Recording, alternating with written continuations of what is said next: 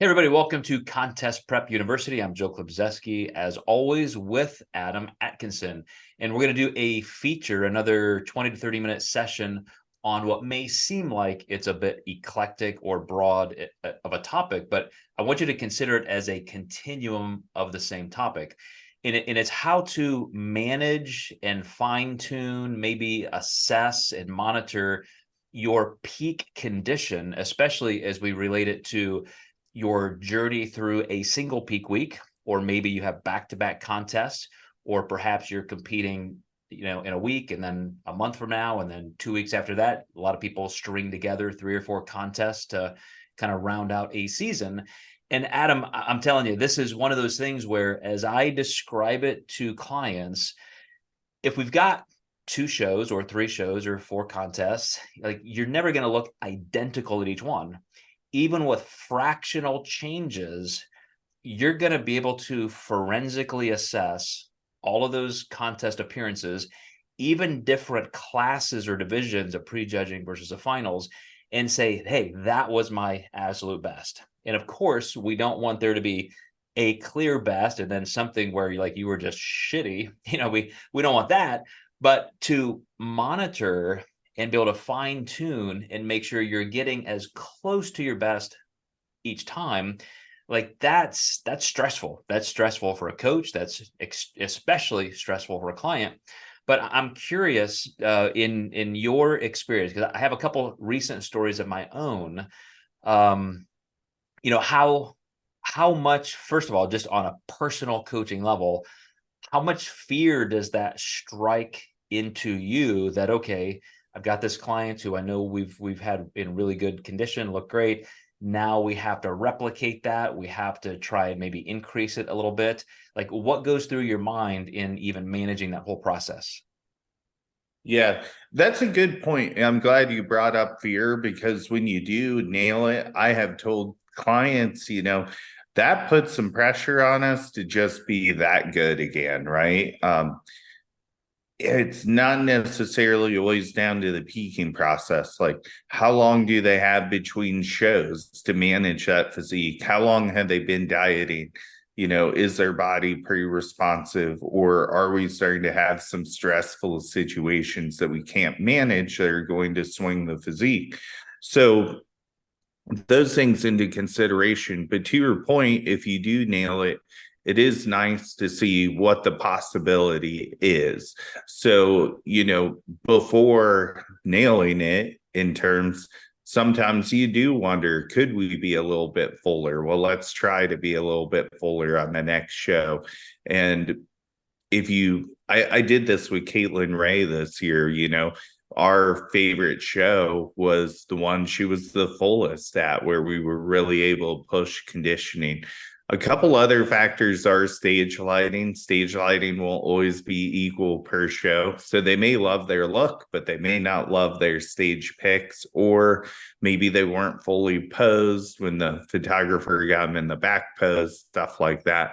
And makes them look flat because they're not, you know, in position completely. So those things can always make a difference.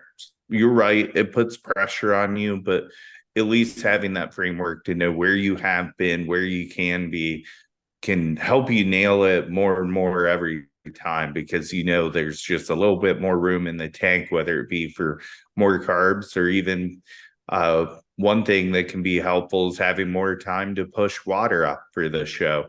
One of Caitlin's final shows was a 5 p.m. prejudging, and we were super excited about that because we felt like we had the amount of food down that she normally consumes pretty well for stage.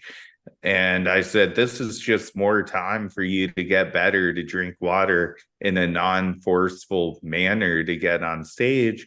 And to that point, I also said, most of your competition that's cutting water is going to look worse because they're now going longer without water. And that can really make a big difference when things get to swing that much. Yeah, you bring up a great point, which are the inter-show changes that you could make meal to meal and parts of the day onward. I will back out for just a second and talk about even season to season, because a couple good examples I have that I can just reflexively recall for you right now. Have a client who competed a couple years ago and lifetime best condition, wins galore, and then wanted a 2-year off season, make some progress, which is great. And now, man, we're just kind of under the gun. We're not quite as lean as we were because we weren't quite as lean for that first contest. We were a little bit flatter as well. It just wasn't our best look. And again, just going back and saying, okay, what was different? Well, 2 years ago, he did spring shows. Then we had the summer to kind of fine tune and pull back a little bit. And then the fall shows are where he was clearly his best. He was the fullest and the hardest. And that's where you get that kind of a sweet spot of being ready early because you're forced to. But then it can work against you sometimes if that season is extended so far that you start losing size. And that was kind of a consideration a couple years ago. In a more acute sense, I had a client who competed a couple weeks ago, maybe about a month ago. And yeah, it was about a full 4 to 5 weeks ago. And best condition ever, just sliced to the bone, super, super lean. And I think a little bit of extra eating got the best of him kind of that week after. And so we added a couple pounds that, initially I thought, well, maybe a little spillover, a little glycogen, that's fine. But now that we've been reducing food for the next 3 to 4 weeks, it's clear that he had literally added a little bit of body fat. So now we had this dieting process for the contest, even with a good metabolic building phase, progressive linear load. And then all of a sudden it's like, wait a second, like we don't want in our final time between contests to be having to lose more body fat. So now we're literally in a more glycogen flat position, still a little bit softer from body comp. And that just shows you how important these transitions are. Transitioning from one show to the next, from one season to the next. Back to my first point, though, there was a recent study. I saw Helm's name attached to this, and it's kind of funny, but kind of good because you and I know this is kind of a duh thing. It's obvious, but it's always nice to see a quantifiable research study prove it. And I don't know if you saw this, but they showed, I haven't even read the whole study, that gaining more weight in an off season, more body fat, doesn't help you. If you just stay leaner and you're not in a calorie deficit, but you're also not gaining too much body fat, it's the amount of time that you're in that recovered state that matters the most. Because when you turn around to diet again, the least amount of body fat you have to lose, that is going to be one of the best factors, the best variable to predict your success. So, the people who gain 30, 40, 50 pounds, and then they have to spend 6 months dieting super, super aggressively, they're finding, as again, you and I both knew anyway, that it's not helpful. Just to have the least amount of body fat to lose is going to be your biggest advantage. But let's back out for that kind of macro view first on just season to season to season. How do you ensure your clients are going to be able to capitalize on that next year and completely be their best? Let's say you did have a phenomenal season 2 years ago, 3 years ago, 4 years ago. Now they're ready to roll again. That entire setup phase, the entire prep before peaking is going to control everything. So how do you approach that to make sure that they are going to be able to achieve an even better look? For sure. Reverse dieting is the king here, really making sure that they are consistent and stay in a relatively good body composition that we can, prep from and bring a personal best again. You don't want to sacrifice, leanness for, putting too much weight on in the off season. And on the other hand, you do want to make sure that you're not so low that you're not growing either, or maybe optimizing hormones. And this is why we check these things. But you really do want that off-season stress reduction. I think, kind of like to your point, like Helm said, the quicker you recover, or the longer you can stay in that recovered state. And it will matter a little bit person to person on where they're at psychologically. maybe they need to be a little bit leaner and you can do more of a slow reverse in and they drop a little bit of body fat. Or maybe they're mentally tapped after their last season and you maybe need to do more of a recovery diet to satisfy the psychological need, but also, again, not put on too much body fat. So with those things being said, reverse dieting is very, very much key, but it has to be more specific than just that. You really need to look at how the client's doing. I think a lot of people think, oh, if I got a client's carbs up to 400, they'll be able to diet on more calories next season. And that's not necessarily the point. And we see that time and time again. I think you said it best where you said, I cannot change your genetics or your metabolism as much as I can change your height. Now we do see these cases where someone's maybe been ran into the ground and the whole prep's entirely wrong. Yeah, we might be able to function a little bit better, but it's typically not miles different from each other. You're going to have to go low. You're going to have to push. But yeah, to kind of answer that super long-winded fashion, reverse dieting is definitely key here to put you in a good setup for your next season. And would you just kind of finish out this particular portion? If somebody does get a little bit heavier than they wanted, and let's say you've got a year, before the contest, have you ever done it in stages where it's like, okay, we don't want to just lose 30 or 40 pounds straight down in a linear way. So, let's kind of taper back. Let's get rid of 5 or 10 pounds, then kind of pause and have a break and then have the official, prep. Absolutely. I've had a lot of clients who come to me in the off season. They're already heavier than they want to be. They probably need some metabolic building, but they also just feel like they're so far gone. They're like, I got to lose some weight now, even though I know I need to gain some muscle. So we might start them off in a dieting phase. And then once we get them comfortable, start bringing things back up. And so it doesn't always have to be one directional. Totally agree. I totally agree. So let's get down to the really fine tuning part of this feature, and that is, contest to contest, as you're making some changes and you're really trying to understand what's happening in your body.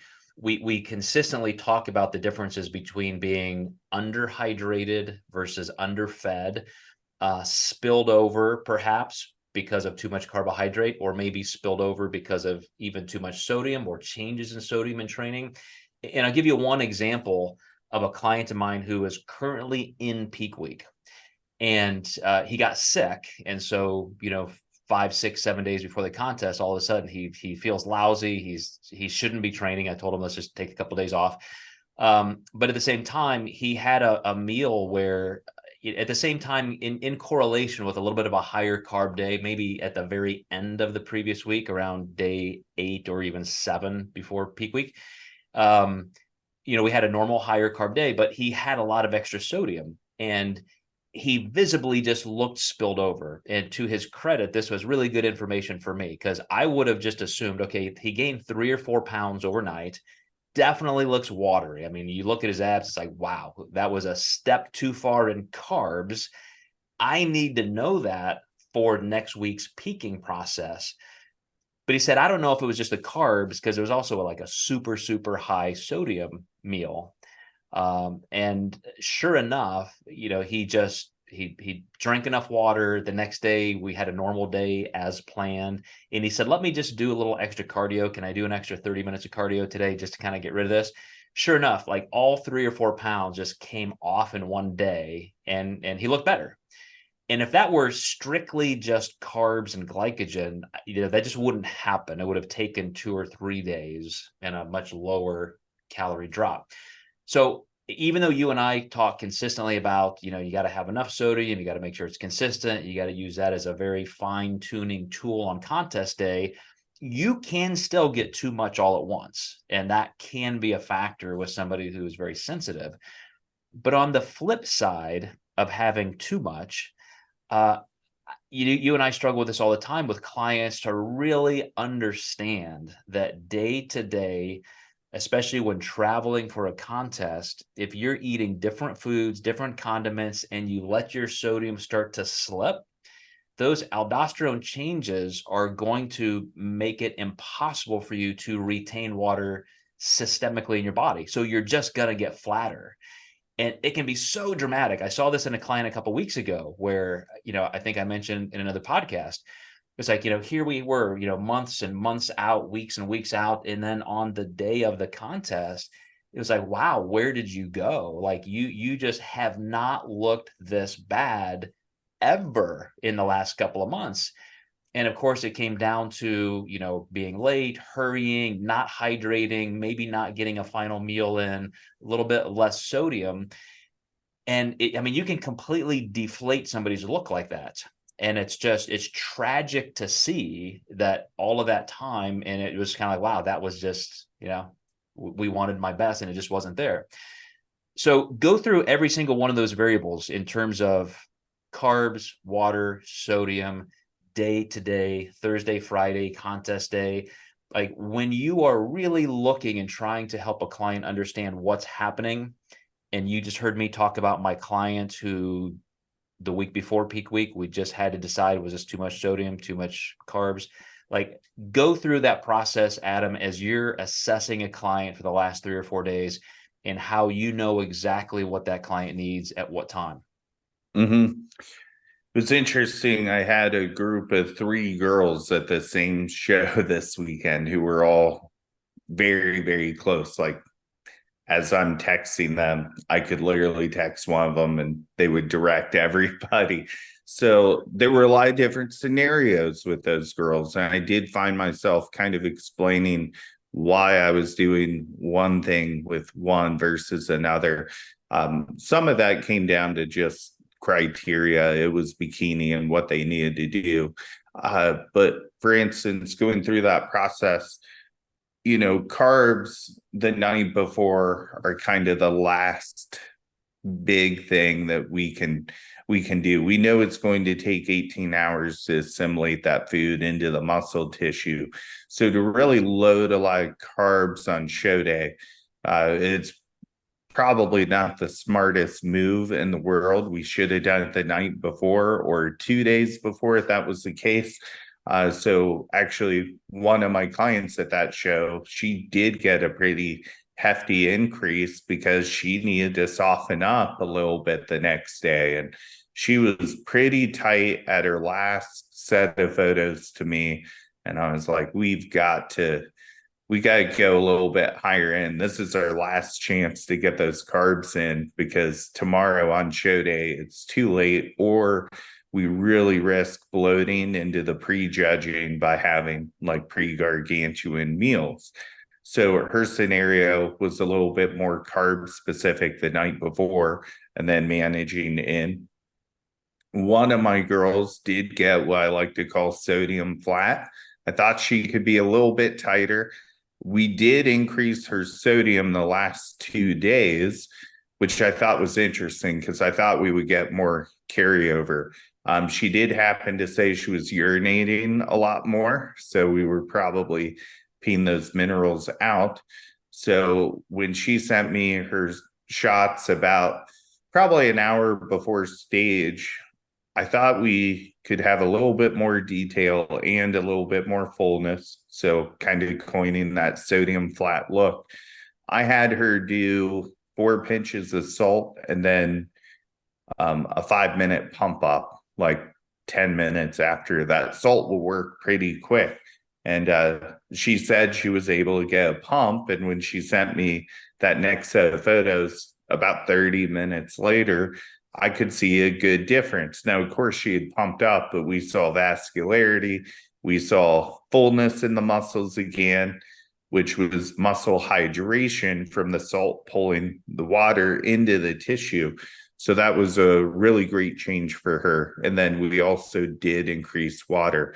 So just kind of explaining those things to those girls was really important because they were all right there.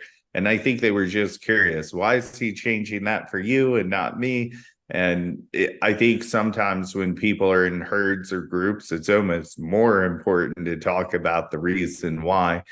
This is often how I get more clients, because people are like, I can't believe your coach had you do that and you still look really good. And they're maybe not drinking water and looking worse as the day goes on, you know?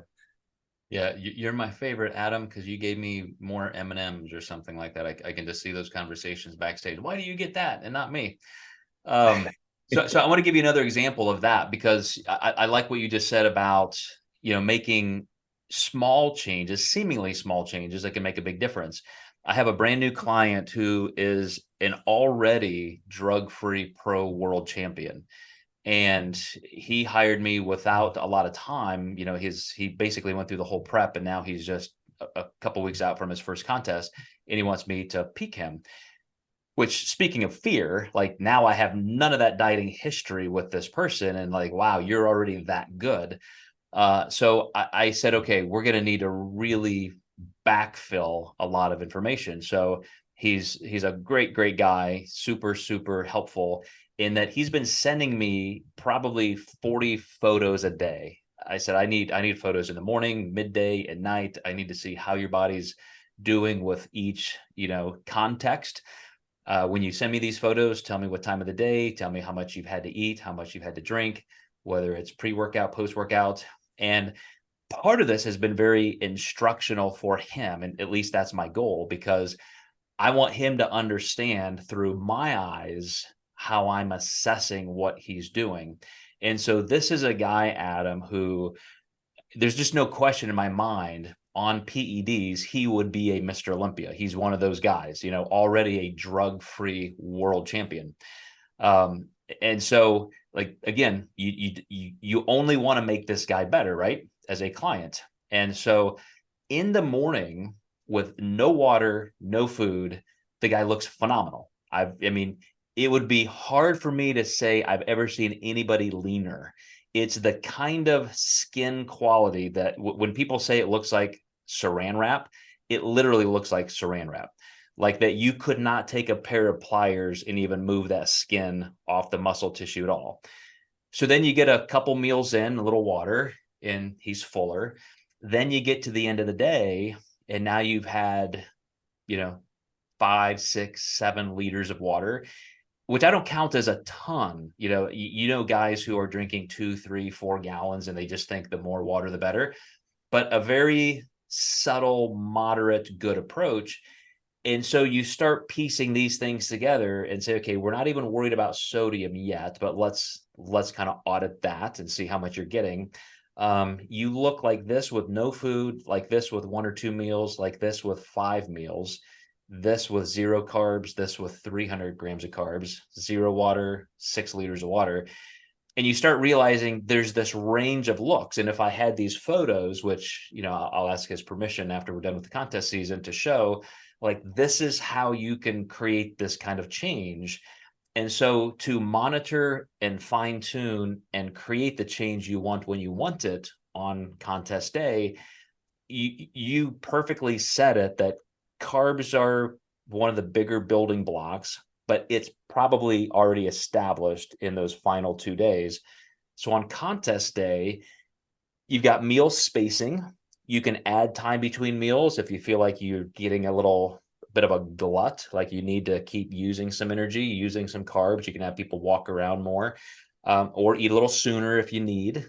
You can add some sodium, but like we talked about a few minutes ago, got to make sure you're not putting too much in at the wrong time and then getting these aldosterone shifts, starting some homeostatic waves that now you can't maybe control the timing of. So, I wanted this particular podcast to be as instructional as possible, not just us theoretically outlining the problem, but really giving the solution.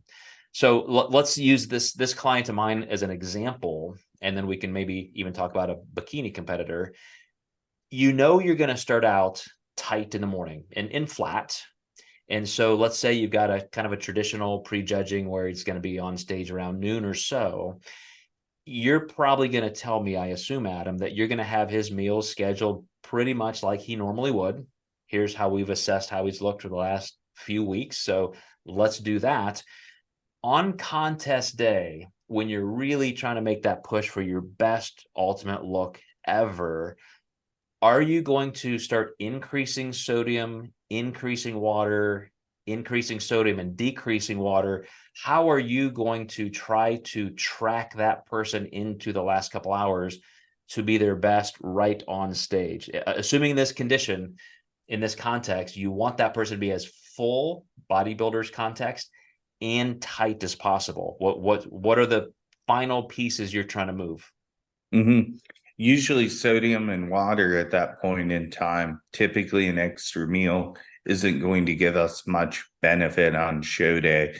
So really looking at the photos the days prior, specifically around that time, if there's no time change or anything like that.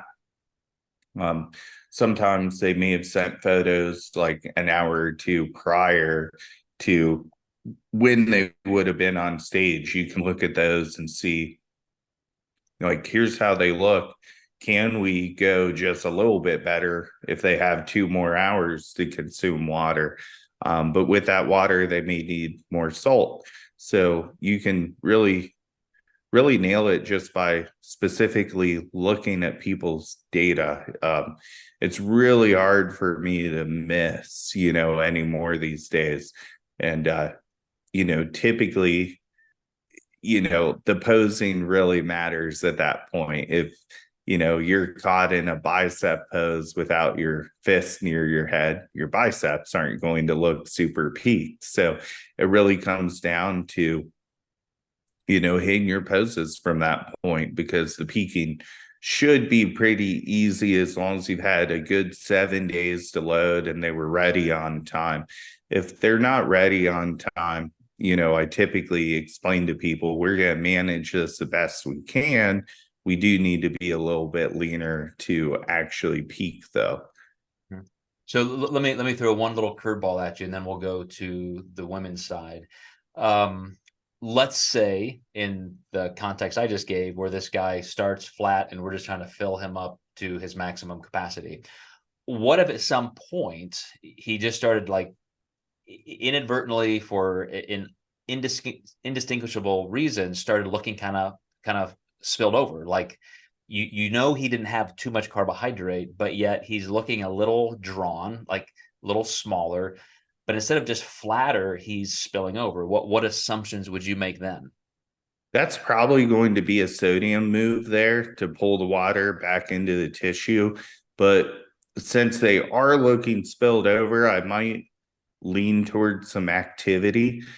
Let's give that muscle tissue hopefully a chance to pump. And if you can't pump, that's a really good sign that you don't have enough sodium. So we'd probably go in even more. But usually that activity will tighten them up just a little bit too. But you don't want to make it excessively long and pump out all the glycogen out of the muscle tissue and make that issue seemingly even worse. Exactly. It's perfectly said. So erring on the side of just the activity to make sure you're giving the muscle tissue a reason to absorb anything, solutes as well as solubles, that kind of thing. Water follows solutes in. But then besides the sodium, it may be the need for a little bit more water. Like if somebody's looking a little soft and squishy and flatter, so they just can't even feel the hardness in the triceps or quads, they're not seeing the vascularity, they're not feeling the blood flow into the muscle, then it's probably sodium and water. But when we get to the bikini side, I know most women aren't as concerned with feeling the muscle engorgement and the fullness that guys are, but you kind of need it in your delts and your glutes and so forth. So are you doing anything different? And maybe even in just how you convince the women to trust you? Like, what are you doing maybe differently from a bodybuilder to the bikini competitor? And then how do you message that to them so they understand it? Usually the amounts are going to be smaller because it's a smaller physique, right?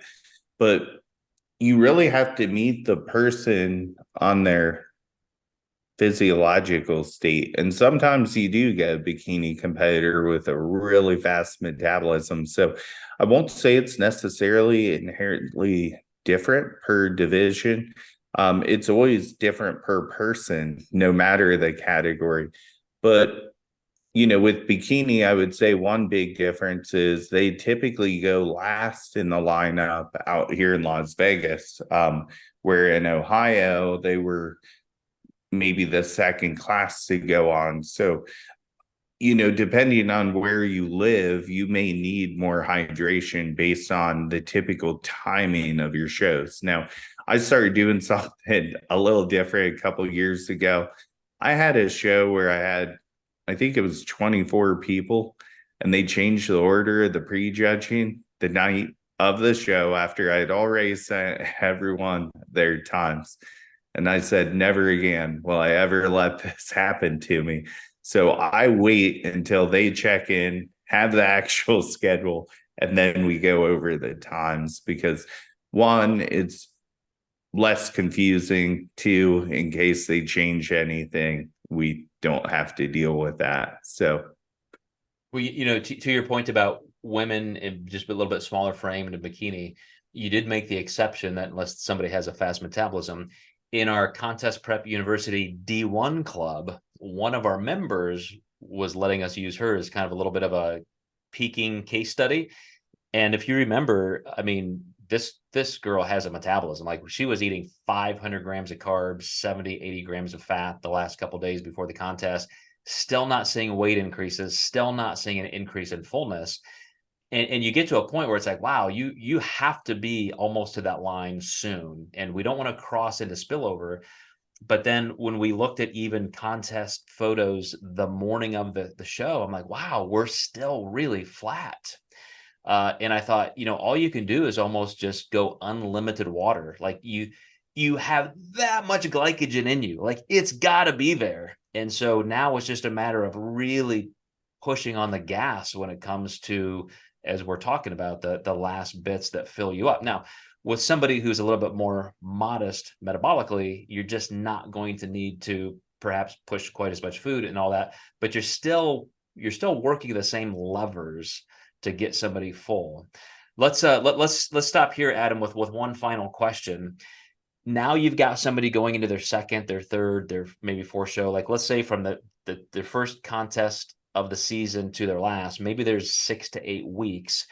I know it's just a matter of really assessing for body composition, but do you have a cycle in mind that, okay, we need to recover a little bit from this contest, then we need to kind of taper back down and find that glycogen basement. We need to make sure we've regained that tightness.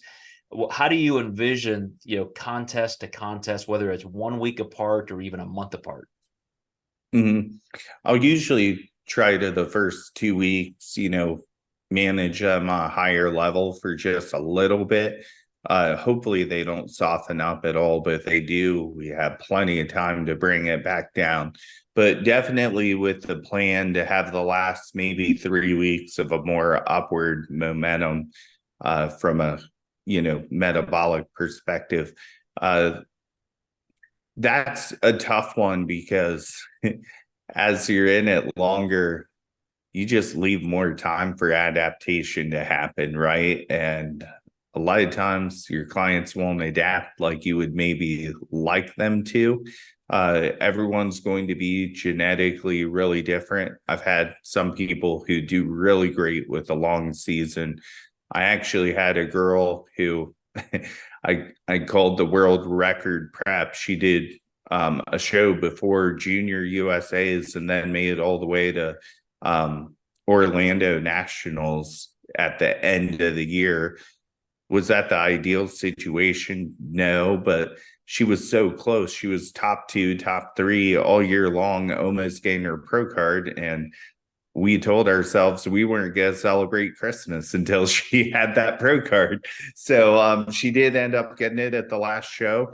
There were definitely some adaptations that were happening that made the carb loading much harder for her and much lower than what we thought. And she even, told me, hey, this is all I feel like I can eat. And I know you have me 40 grams of carbs higher. So we pulled back activity. She just wasn't digesting that well due to adaptation. And then we had some GI stuff to fix afterwards. But, it's really important to understand that there are a lot of things that can happen. And I think people get so caught up on the amount of food and how high they can get somebody versus just managing them from a physical standpoint on how they look. Like, yeah, if you have more food, that's great. But this is a bodybuilding contest, not an eating contest. And sometimes you do have to dance a little more lightly on people versus just move the food up. It can be so different. With one client, you can err on the side of trying to quote stay a little too lean, and then you flatten them out irreparably, and it's hard to gain that back. And then somebody else, you do the opposite with, and it's just you go back into those phenotypical differences. And then even the context, I never accept, and I never do this as a coach, that, well, we just don't know. Like, sorry, you didn't look your best. Maybe it was stress. Maybe it was, sleep. But those things really do matter. Like, you get into those final details, those final days, you traveled, you're in a hotel, it's different, the stress. Like, man, those are the things that make it so incredibly tough. But everything that we're talking about are the manageable variables. And if you're doing that, then anything else that comes your way, I think you can kind of fine tune your way through and assess your way through. So, Adam, I'm gonna leave it there. We ran a little bit over, but again, just this is kind of the never ending question that people come back to. And no matter how many times we talk about it from different angles, it's still so subjective and minute to minute, meal by meal with every single client in a different context. So we'll still keep at it, and look forward to your questions. All you guys who are listening to Contest Prep University. As I mentioned a few minutes ago, just our D1 club. If you want some extra help as a Contest Prep University listener or viewer, for a couple bucks a month, you can come into those exclusive meetings where we talk more about your exact process. You don't have to be a client of ours to do that. So keep that in mind. But we'll see you next time in Contest Prep University.